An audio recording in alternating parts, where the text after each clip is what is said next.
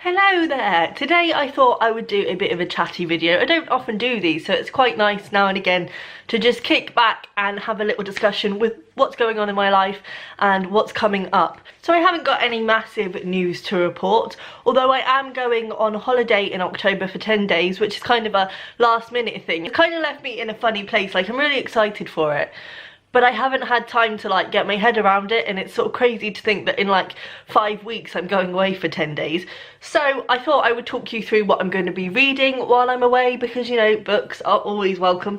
So I'm going to be hopefully finishing Gone with the Wind by Margaret Mitchell. I took this on holiday with me in June and read 320 pages, as you can see.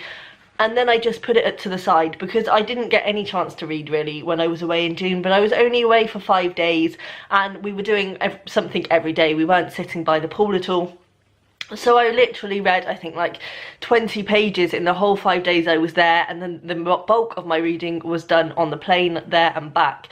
So I really want to crack on with this one. I hate having books that I haven't finished, and I think I'll probably enjoy this, although it's not overly gripping me at the moment, and I think that's why I was kind of okay to put it to the side. I think for the length of it, it's just kind of not overly grabbing my attention, but we'll see. I'm going to push on with it because I'm not hating it by any means, and I think once I actually get into it, because I haven't really given myself a chance to get into it, I think once I actually get into it I will enjoy it more. Although it's interesting because, I mean, even though in the grand scheme of this book I'm not very far in, 320 pages for your average book is pretty much the whole book. So it's interesting with a longer book, you're sort of like, oh well, I'm not really into it yet, you know, after 320 pages, whereas if it was another book I would have put it down long ago. But anyway, so there's that one.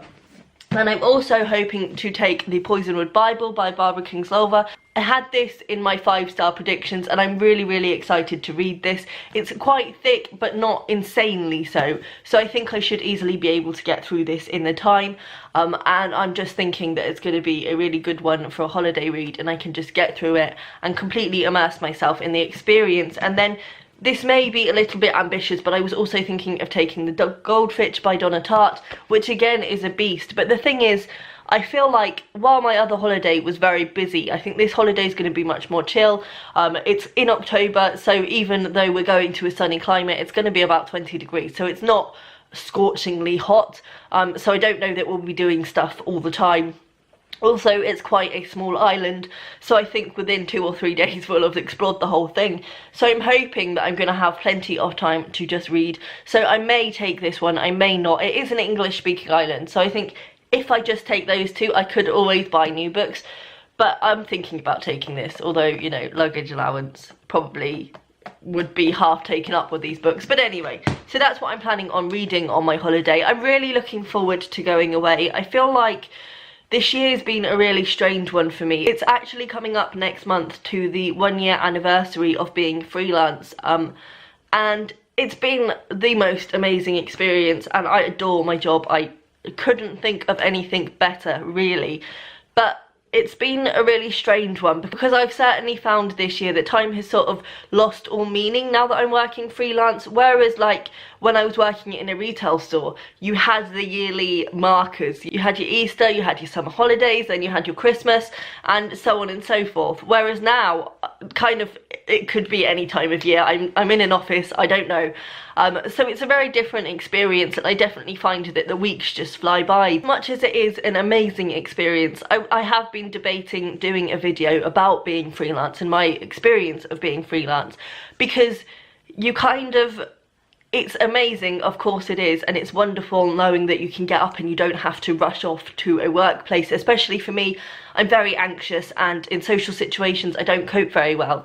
And I was quite high up in the retail store that I was in. I was sort of not a section leader but running the department. I'd do like the day-to-day running, so like the making sure everyone turned up on time, making sure everyone got their breaks, and sorting out all of that stuff. So it was quite stressful. I also had to be the first port of call for customer complaints, and once I was there I always found that I was a lot better at coping with things than I thought I would be. But it was the lead up, and I always got so anxious to the point where I'd have to sort of do deep breathing on my walk into work because I hated the idea of going and facing all those people.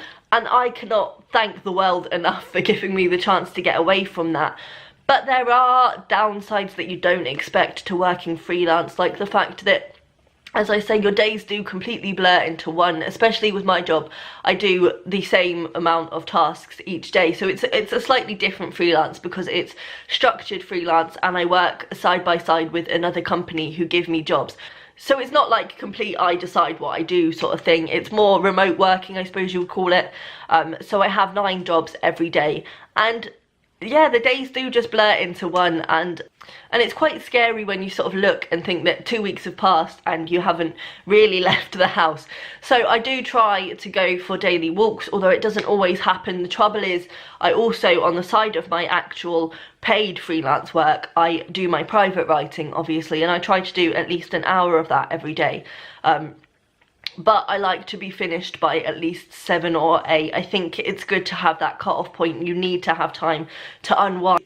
So I generally start my paid work at 8 or 8:30, and then I will be finished with that by about 3:30 at the latest. I then have the choice of doing either an hour of my own writing and being able to actually unwind for the rest of the evening, or do a video or whatever, or I can go out for a half-hour walk, which I try to do every other day. I've also started trying to go to coffee shops just to get some interaction into my day, but there are a lot of days in the week where I don't see anyone other than my partner, and it kind of gets a bit crazy, and I feel as well like it's not fair for him, because for example, if he comes home at the end of the day and tells me that he's going out to his friend's house, I kind of get a bit like, but I haven't seen a human all day, don't leave me. So I think that that's quite an unhealthy aspect of freelance work, and that's really all that's going on with me at the moment. I'm kind of just plodding along. I am also on the side working on a short story collection. I decided to start in May, and I think I have spoken briefly about this before. I wrote a lot of short stories last year because I was not working. I was focusing on my writing for a little bit, so I wrote about 9 stories.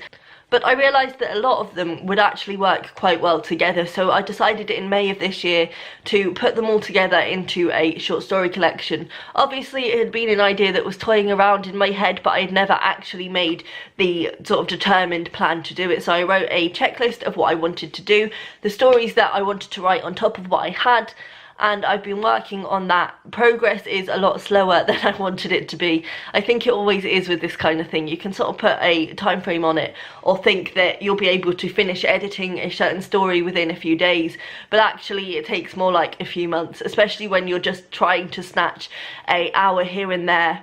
And since I did make that vow, I have moved house, I have gone on holiday for one of those weeks, so I've kind of been in a place of change, and that is not the best for my writing. However, I'm getting back into it, I really am. I'm enjoying the experience of writing. I'm writing a story that I'm really excited about at the moment, although it is getting longer and longer, and I wasn't planning for it to be that long, but never mind.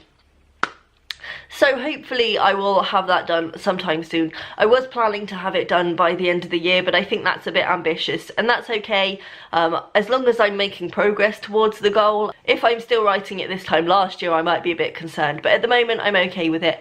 I think the main focus for me is that I have to do one thing at a time. Too often I keep slipping into the habit of picking up one story one day and then editing another the next, and I think that's a unproductive way to work, because it feels as though you're not achieving as much. Even though you are doing bits here and there, you haven't got a completed piece of work that you can be like, that's what I've done this week.